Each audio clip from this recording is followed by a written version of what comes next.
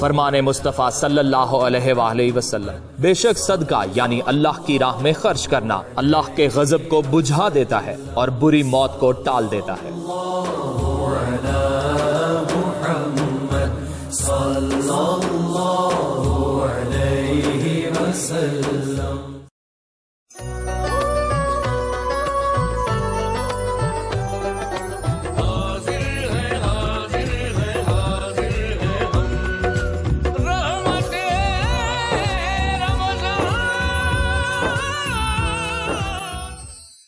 ناظرین السلام علیکم ورحمۃ اللہ وبرکاتہ۔ اے ٹی وی گلبرگہ پر رمضان المبارک کے دوران سحر اور افطار کے موقعوں پر پیش کیا جانے والا خصوصی پروگرام رحمت رمضان پیش ہے۔ ناظرین، آپ جانتے ہیں کہ پروگرام پچھلے 10 سالوں سے رمضان المبارک میں پیش کیا جا رہا ہے، اور پچھلے 10 سالوں کے دوران گلبرگہ کی ایک ممتاز علمی ادبی دینی شخصیت عالم دین مولانا عبدالحکیم وقار اشرفی صاحب مسلسل شریک ہو رہے ہیں۔ آج بھی مولانا عبدالحکیم وقار اشرفی صاحب ہمارے ساتھ اس پروگرام میں موجود ہیں۔ آپ جانتے ہیں کہ مولانا وقار اشرفی صاحب بے باک خطیب ہیں، بلکہ میں کہوں تو بیجا نہ ہوگا کہ بے دھڑک مقرر اور خطیب ہیں، اور شعلہ بیان خطیب ہیں۔ تو آپ گلشن مدنی خانقاہ کے سربراہ ہیں، اور تصوف پر بھی آپ کی بڑی گہری نظر ہے، اور بہت ہی عمدگی کے ساتھ اور بہت بے باکی کے ساتھ اظہار خیال کرتے ہیں۔ آج کے ہمارے اس پروگرام میں مولانا عبدالحکیم وقار اشرفی صاحب سے ہم بہت اہم موضوعات پر گفتگو کریں گے۔ امید کہ آپ مولانا ہمارے ناظرین کی مکمل رہنمائی فرمائیں گے۔ سب سے پہلے آپ کا اس پروگرام میں خیر مقدم ہے۔ جزاک اللہ۔ سب سے پہلے ہمارے ناظرین کو بتائیں کہ رمضان المبارک کی فضیلت کیا ہے؟ نحمدہ ونصلی علی رسولہ الکریم، اما بعد، السلام علیکم رحمۃ اللہ وبرکاتہ۔ وعلیکم السلام۔ ناظرین کرام، میں سب سے پہلے جناب محترم سینئر صحافی عزیز اللہ سلمہ صاحب کو مبارکباد دیتا ہوں کہ انہوں نے تقریباً 10 سال سے زائد رمضان شریف میں سحری کے موقع پر اور افطار کے موقع پر رحمت رمضان کے نام سے بہت اچھا پروگرام چلایا اور چلا رہے ہیں۔ اللہ کرے کہ یہ جاری و ساری رہے، اور اللہ تعالیٰ ان کے خدمات کو قبول و منظور فرمائے، آمین۔ جیسا کہ ابھی آپ نے ایک عزیز اللہ سلمہ صاحب نے کہا فضیلت رمضان کے متعلق، رب ذوالجلال قرآن بلاغت نظام میں ارشاد فرماتا ہے، یا ایھا الذین آمنوا اتقوا اللہ، اے ایمان والو اللہ سے ڈرو۔ ڈرنے کا مطلب یہ ہے کہ تقوی اختیار کرو، پرہیزگاری اختیار کرو، اور اسی کے متعلق قرآن کہہ رہا ہے، یا ایھا الذین آمنوا کتب علیکم الصیام کما کتب علی الذین من قبلکم لعلکم تتقون۔ ہم نے رمضان کو اس لیے نازل کیا ہے کہ تم متقی بن جائیں، تم پرہیزگار بن جائیں۔ آپ بخوبی واقف ہیں، مسلمان جانتا ہے کہ رمضان کے مہینے میں جس طریقے سے مسلمان اپنے کو بچاتا ہے بے حیائی سے، برائی سے، اور ہر جہالت و خباثت سے، تو یہ ایک تربیت کا بھی مہینہ ہے۔ رمضان کے گزر جانے کے بعد 11 مہینے تک اسی طریقے سے اپنی زندگی کو گزارے جس طرح رمضان میں گزارا۔ اسی کا نام تقوی ہے، اسی کا نام پرہیزگاری ہے۔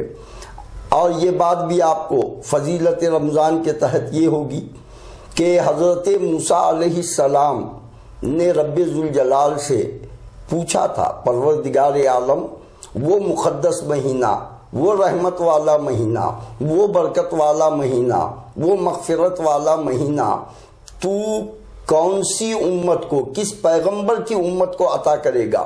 تو رب ذوالجلال نے حضرت سیدنا موسیٰ علیہ السلام سے فرمایا، اے موسیٰ، میں یہ مہینہ میرے حبیب حضرت محمد مصطفیٰ صلی اللہ علیہ وسلم کی امت کو عطا کروں گا۔ تو حضرت موسیٰ نے دعا کی تھی، آپ غور کیجئے، حضرت موسیٰ نے دعا کی تھی، فرمایا الہ العالمین مجھے نبی بنانے سے بہتر تھا کہ تیرے حبیب کا امتی بنا دیتا۔ تو یہ رمضان پاک ہے، تو اس میں اللہ تعالیٰ نے قرآن کو نازل کیا، اللہ تعالیٰ نے بے شمار رحمتیں برکتیں رکھا، اور ساتھ ہی رب تبارک و تعالیٰ نے اپنے بندوں کے لیے، اپنے حبیب کی امت کے لیے خصوصی معاملہ یہ کیا کہ اسے گناہوں سے ایسے جھاڑ دے گا جیسا آج ہی اپنی ماں کے پیٹ سے پیدا ہوا۔ بے شمار فضائل ہے، اب اتنا موقع نہیں ہے کہ وہ فضائل پر تفصیلی گفتگو کی جا سکے، مگر آخر کو اشارہ کافی۔ ناظرین اکرام، اپنی زندگی کو بندگی کی طرف لائیں اور رمضان میں جس طرح رہتے ہیں اسی طریقے سے زندگی گزاریں۔ جی، آپ نے ابھی فرمایا کہ روزے کا مقصد جو ہے تقوی اختیار کرنا، جی، تو رمضان المبارک کے علاوہ جو 11 مہینے ہوتے ہیں، جی، اس میں بھی تقوی پر کیسے قائم رہا جا سکتا ہے؟ جی، یہ اس پر آپ ذرا روشنی ڈالیں۔ دیکھیے، رمضان آپ کو تربیت کر رہا ہے، جی، رمضان آپ کے اندر کی تمام برائیوں کو، بے حیائیوں کو نکال رہا ہے۔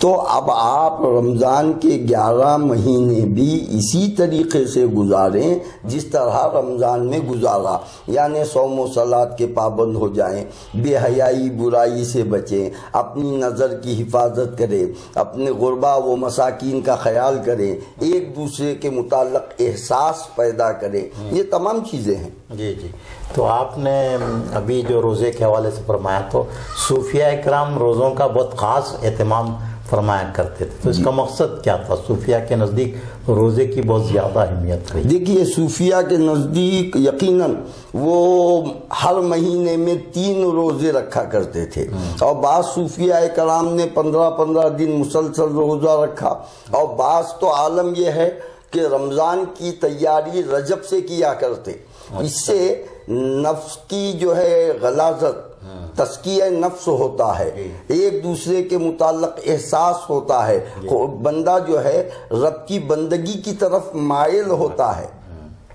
تو یہ روزے کا فیضان کے نزدیک یہ مقصد تھا۔ جی، تو مولانا، آپ نے ابھی رمضان مبارک کی بڑی فضیلت بیان کی حضرت موسیٰ علیہ السلام کے حوالے سے، تو فی زمانہ ہم دیکھتے ہیں کہ رمضان مبارک کو لوگوں نے کھانے پینے کا مہینہ بنا لیا ہے، اور اسی طرح خریداری کا مہینہ بنا لیا ہے، تو کیا اس سے رمضان کے مقاصد کی کما کو تکمیل ہو رہی ہے؟ دیکھیے، یہ بات درست ہے کہ رمضان مکمل عبادت کا مہینہ ہے، اس میں قیام اللیل بھی ہے، رات کی عبادتیں، دن کی عبادتیں، 5 وقتہ نماز، غربا و مساکین کا خیال، تسبیح و تحلیل، یہ تمام چیزیں پوری جو ہے رمضان کا ایک مہینہ آپ کو اسی طریقے سے گزارنا ہے، اور رمضان کا مہینہ گزر گیا تو اس پر اسی طریقے سے 11 مہینے پابند رہنا ہے جیسا آپ رمضان میں رہے۔ مگر آج یہ ہو رہا ہے کہ رمضان شریف کو کھانے پینے کا، خریداری کا مہینہ بنا لیا گیا ہے۔ آپ دیکھیے، روڈوں پر، چوراہوں پر خوب کھانے پینے کی دکانیں لگی ہوئی ہیں، ادھر عبادتیں ہو رہی ہیں اور ادھر کھانا۔ اس طریقے سے جو ہے انسان کو بچنا چاہیے۔ ہم ایک مسلمان ہیں، ہم ساری دنیا کے لیے ایک بہترین پیغام دینا چاہیے، امن و شانتی کا، اخوت و محبت کا، رواداری کا، احساس کا۔ تو یہ اس کی اصلاح کی طرف بھی توجہ کرنے کی ضرورت ہے۔ تو ہمارے علماء ہیں، دانشوران ہیں، ان کی یہ ذمہ داری نہیں ہے کہ وہ مسلمانوں کو سمجھائیں کہ رمضان کی فضیلت کیا، اس کا احترام کیسے ہو، اہتمام کیسے ہو، کس کی ذمہ داری ہے یہ؟ دیکھیے، یقیناً یہ علماء کی، اہل علم حضرات کی، اور خانقاہی نظام جو ہے چلاتے ہیں ان کی ذمہ داری ہے، مگر آج یہ ہو رہا ہے کہ سب جو ہے اپنے اپنے معاملے میں خاموش ہیں، تو اس سے یہ عوام جو ہے گمراہ ہو رہی ہے، اور اس طریقے کا عمل ہو رہا ہے جو سراسر جو ہے رمضان کے تقاضے کے خلاف ہے۔ یہ علماء کی ذمہ داری ہے، یا ائمہ مساجد کی ذمہ داری ہے کہ وہ وقتاً فوقتاً لوگوں کو ترغیب دیں، رمضان کی عظمت اور اس کی اہمیت سمجھائیں۔ آج وہ نہیں ہو رہا ہے، اس کا یہ خمیازہ ہے کہ نوجوان نسل جو ہے بگڑ رہی ہے۔ جی جی، تو آپ یہ کہا گیا ہے کہ جب رمضان کا مہینہ آ رہا تھا تو نبی کریم صلی اللہ علیہ وسلم نے صحابہ کو جمع کر کے بتایا کہ کتنا مقدس مہینہ آ رہا. تو ہم دیکھتے ہیں کہ شعبان میں، رجب میں ایسا کوئی اہتمام موجودہ زمانے میں نہیں ہے کہ رمضان کی عظمتوں کو بیان کیا جائے اور رمضان کا کس طرح اہتمام ہونا چاہیے وہ سمجھایا جائے. تو یہ ایسا کوئی واعظ بیان یا کوئی اجتماع نہیں ہوتا ہے.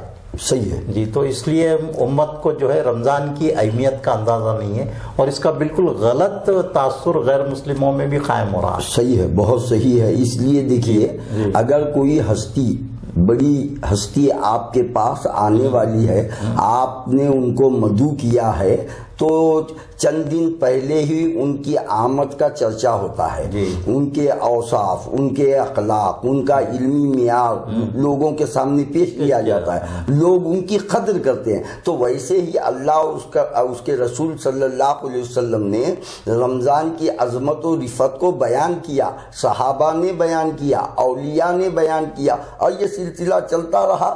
جو لوگ اہل ایمان تھے، جن کے دلوں میں خشیت تھی اور وہ اس کا اہتمام کرتے تھے، آج کہاں ہے؟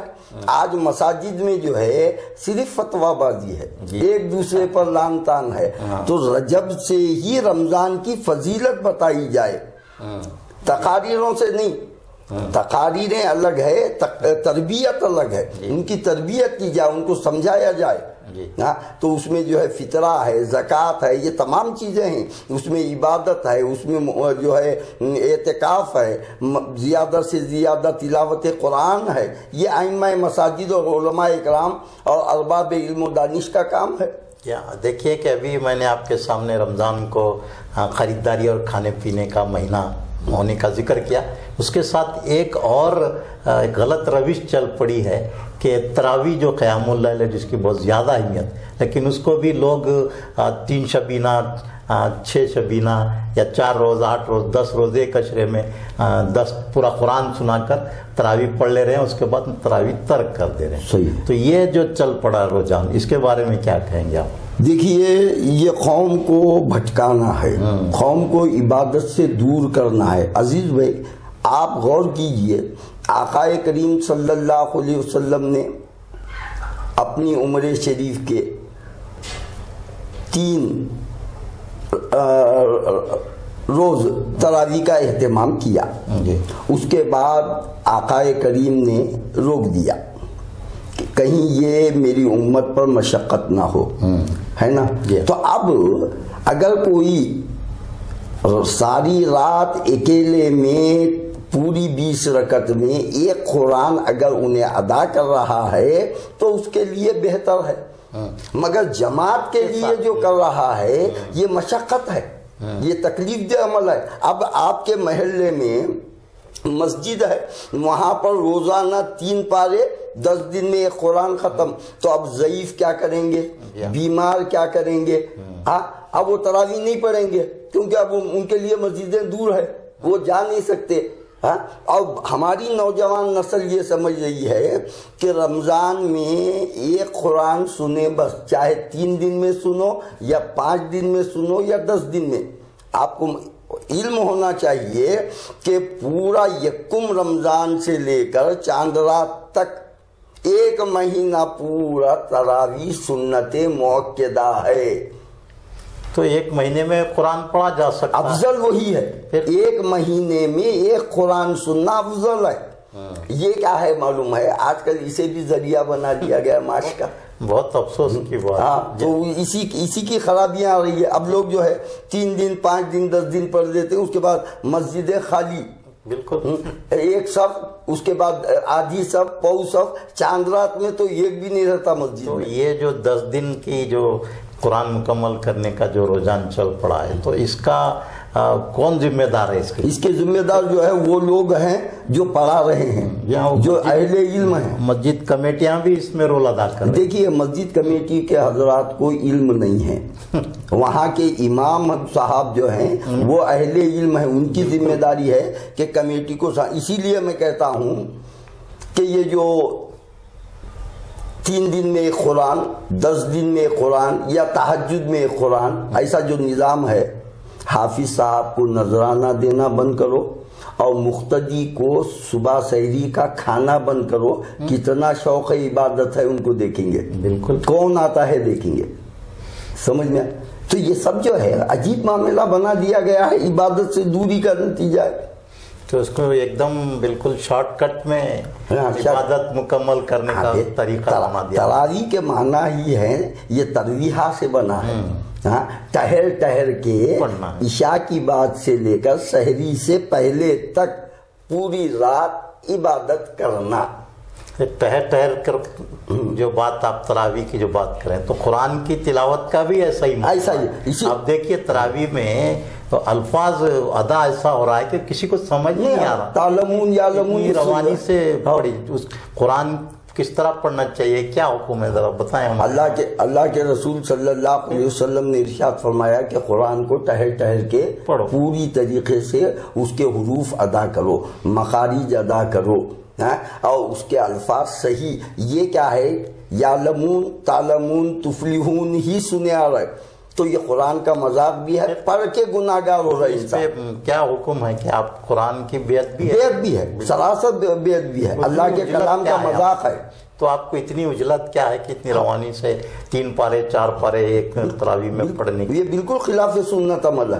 پھر اسی لیے دیکھیں ہمارے اسلاف میں کسی کا عمل نہیں ہے، بالکل نہیں ہے، نہیں ہے، بالکل نہیں ہے، کسی کا نہیں ہے۔ جب حضرت عمر نے تراویح باجماعت شروع کی تو امام کس کو مقرر کیا؟ وہ کتنے بہترین قاری تھے بے شک۔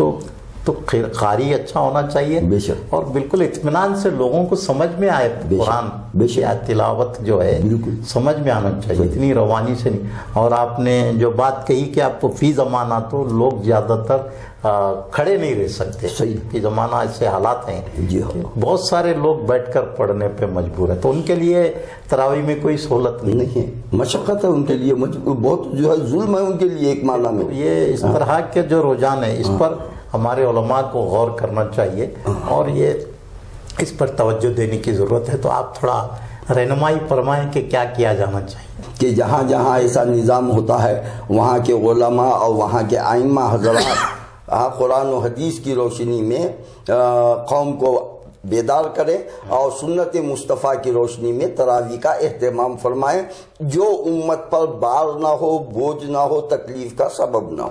اور ایک اور رجحان بھی چل پڑا ہے کہ ایک مسجد میں بیک وقت 2 تراویح کی جماعتیں ہو رہی ہیں، جی، اوپری منزل پر ایک ہو رہی جہاں 6 پارے 3 پارے، نیچے کی منزل پر 1 پارے میں ہو رہی ہے، تو اس طرح کا اہتمام بھی کیا درست ہے؟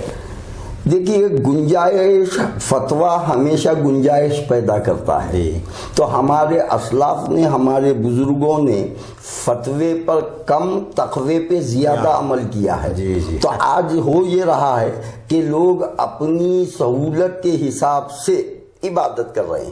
نہیں، یہ تو بالکل رمضان کے روزے کے رمضان کا مقصد یہ ہے کہ مسلمان میں تقوی پیدا کیا، تو اس کے خلاف عمل ہے، بالکل تقوی حاصل ہونے کے بجائے یہ ریاکاری ہو رہی ہے، ریاکاری، دکھاوا ہو رہا ہے کہ اتنی تراویح ہم نے پڑھی۔ صحیح ہے، بے شک، تو اس پر توجہ کی ضرورت ہے۔ ہاں، اس کا بھی تدارک ضروری ہے، اس کا بھی روک تھام ضروری ہے۔ جو ایک مسجد میں مختلف اوقات میں جو ہے اہتمام تراویح کیا جا رہا ہے، ایسا نہ ہو، بلکہ ایک مسجد میں ایک ہی تراویح ہو اور اسے جو ہے قرآن کو صحیح انداز میں پڑھا جائے اور بالکل ٹہر ٹہر کر جو قرآن کا تقاضا ہے اسے پورا کیا جائے۔ مولانا، صرف قرآن سننا ہی ضروری ہے کیا قرآن کو سمجھنا بھی ضروری ہے؟ جی، قرآن فہمی بھی بہت اہمیت کی متحمل ہے، جی، لیکن ہم دیکھتے ہیں کہ تراویح میں اس کا ترجمہ یا تفسیر بیان کرنے کا کوئی طریقہ کار، کوئی اہتمام 1-2 مساجد میں ہو رہا ہے گلبرگہ، لیکن عام طور پر ایسا نہیں ہوتا۔ لوگ صرف تراویح ہوتی ہی مسجد سے ایسے باہر نکل جاتے ہیں جیسے وہ کئی بند تھے یا قید تھے۔ جی، تو نماز میں خشوع و خضوع، تراویح میں دلچسپی پیدا کرنے کے لیے لوگوں کو قرأت اچھی ہونی چاہیے اور اچھی طرح سے نماز پڑھائی جائے اور ترجمے کا بھی اہتمام ہونا چاہیے۔ ہاں، اس صورت میں ہے جب آپ تراویح کی 20 رکعت میں 1 پارہ یا 1.25 پارہ تلاوت کر رہے ہیں تو اس کے بعد جو ہے مسلیان کو آدھا گھنٹہ روک کر اس کی تشریح، ترجمہ، اس کی تفسیر کا موقع ملے گا۔ اب 3 پارے 5 پارے ہو گئے تو وہ بیچارہ جو ہے مسجد میں ٹھہرے ٹھہرے تھک جائے گا۔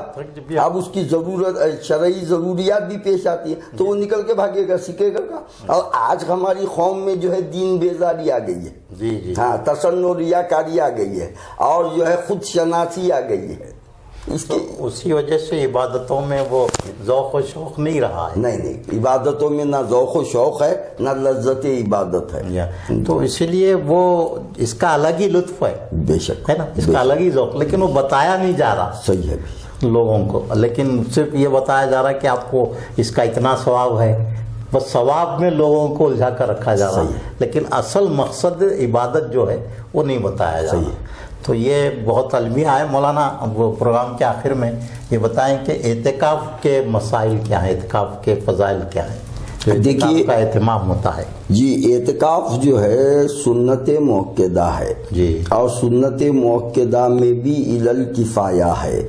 تو محلے کی مسجد میں اگر ایک شخص بھی معتکف نہیں ہوتا تو سارا محلہ گناہگار ہے، اور اگر ایک شخص پورے محلے سے ایک ہو گیا تو کافی ہے اس کے لیے۔ اگر زیادہ کتنے لوگ اعتکاف میں بیٹھ سکتے ہیں؟ آج کل وہ بھی ایک المیہ پہ کہ ایک روز کا رونا ہو تو رو کے صبر آئے، ہر روز کے رونے کو کہاں سے جگہ۔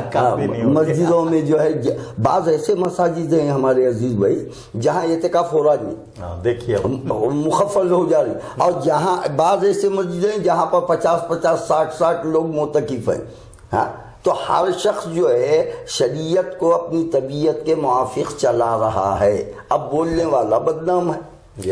تو ٹھیک ہے، تو اعتکاف میں کس طرح سے بیٹھنا چاہیے؟ دیکھیے، اعتکاف نام ہے اپنے آپ کو سپرد الہ کرنا، خدا کے حوالے کرنا، سبحان اللہ، سمجھنا، اور وہاں پر صرف اور صرف یاد حق ہو، لذت عبادت ہو، ذکر و اذکار ہو، تمام چیزوں کو چھوڑ کر مولا میں تیرے در پہ پڑا ہوں، اور اپنے ملک کے لیے، اپنی قوم کے لیے، اپنے محلے کے لیے، اپنے اعزاء اقربا کے لیے دعائیں کرے۔ جی، تو یہ آپ نے بہت اچھی بات بتائی، لیکن موبائل چھوٹتا نہیں اعتکاف میں بھی، تو تعلق الہ کہاں سے ہوگا؟ ہاں، یہی تو وہی تو میں بول رہا ہوں، یعنی خود سپردگی نہیں ہوتی؟ نہیں، یہ سب ریاکاری ہے، دکھاوا ہے۔ تو اس لیے خلوص کے ساتھ جو اعتکاف ہے اس میں ساری دنیا سے علیحدہ ہو کر بے شک اعتکاف بے شک، اور معتکف کی دعا قبول ہوتی ہے۔ جی، معتکف بہت بڑا مقام ہے اس کا۔ معتکف جو ہے خدا کے بہت قریب ہو جاتا ہے اور خدا سے ڈائریکٹ کلام کرتا ہے، اسی لیے کہ بار بار معتکف دعائیں مانگے قبول ہوتی ہے۔ اب آپ غور کیجئے، کسی شخص کوئی شخص بیمار ہو گیا، آپ مساجد میں جو ہے دعاؤں کی درخواست کیجیے، حالانکہ کہا گیا کہ وہ بیمار سے دعا کرائی جائے، نہیں ہو یہ رہا ہے، مساجد میں دعا کرنے کے بعد انہیں صحت یاب بھی نہیں ہو رہا، انتقال کر جا رہا ہے۔ پہلے کے لوگ دعا کرتے تھے، مساجد کے باہر پانی کا گلاس لے کے ٹہل جاتے تھے، نمازیوں سے کہتے پھوکو گھر میں جو ہے بیمار ہے، پلا دیتے، شفا ہو جاتی۔ آج کا دعاؤں میں اثر باقی نہیں ہے، اسی لیے علامہ اقبال نے کہا دعاؤں میں اثر باقی نہیں ہے، دلوں میں آرزو باقی نہیں ہے، نماز و روزہ و حج و زکوٰۃ یہ سب باقی ہیں، تو باقی نہیں ہے۔ جی ہاں، تو یہ بہت ہی اصلاحی بیان ہے۔ یہ ہمارے ناظرین سے اور عامة المسلمین سے ہماری یہ درخواست ہے کہ اس کو تنقید یا نکتہ چینی میں نہ لیں، یہ صرف ایک اصلاحی اور ایک پیغام دینے کے لیے اس طرح کی گفتگو آپ کے سامنے پیش کی گئی۔ ہمارا مقصد یہی ہے کہ ہم قرآن کے اور رمضان کے جو اصل مقصد کو سمجھیں اور اس پر عمل کریں، اور اپنی عبادتوں کو، اپنے روزوں کو بالکل مقبول بارگاہ بنانے کے لیے ہماری کیا کوشش ہونی چاہیے اس پر یہ گفتگو ہوئی ہے.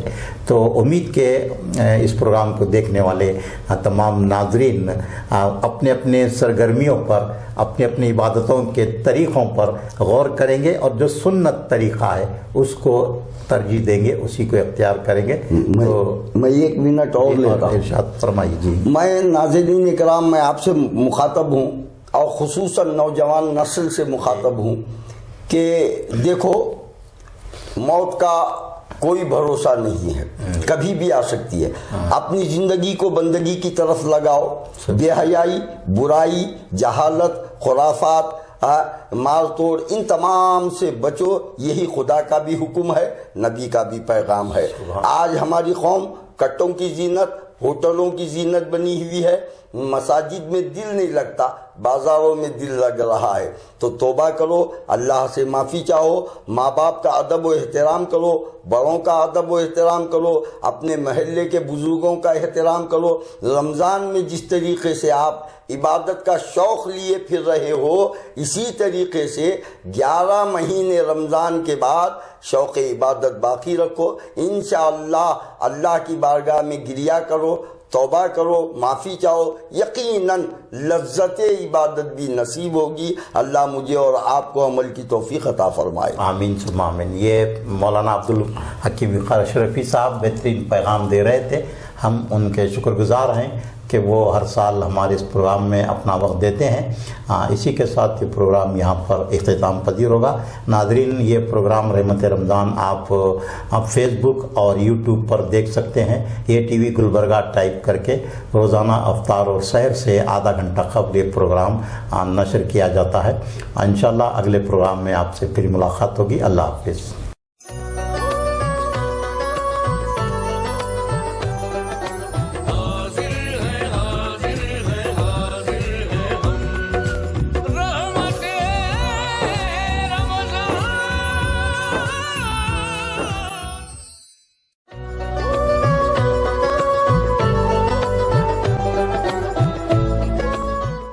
گلبرگہ اور اس کے مضافات میں افطار کا وقت ہو چکا ہے. دوسرے مقامی لوگ اپنے مقامی وقت کے اعتبار سے روزہ افطار کریں. روزہ افطار کرنے کی دعا. اللہم انی لک صمت وبک آمنت وعلیک توکلت وعلی رزقک افطرت. ترجمہ: اے اللہ, میں نے تیری خاطر روزہ رکھا, تجھ پر ایمان لایا اور تجھ ہی پر بھروسہ کیا اور تیرے ہی دیے ہوئے رزق سے افطار کرتا ہوں.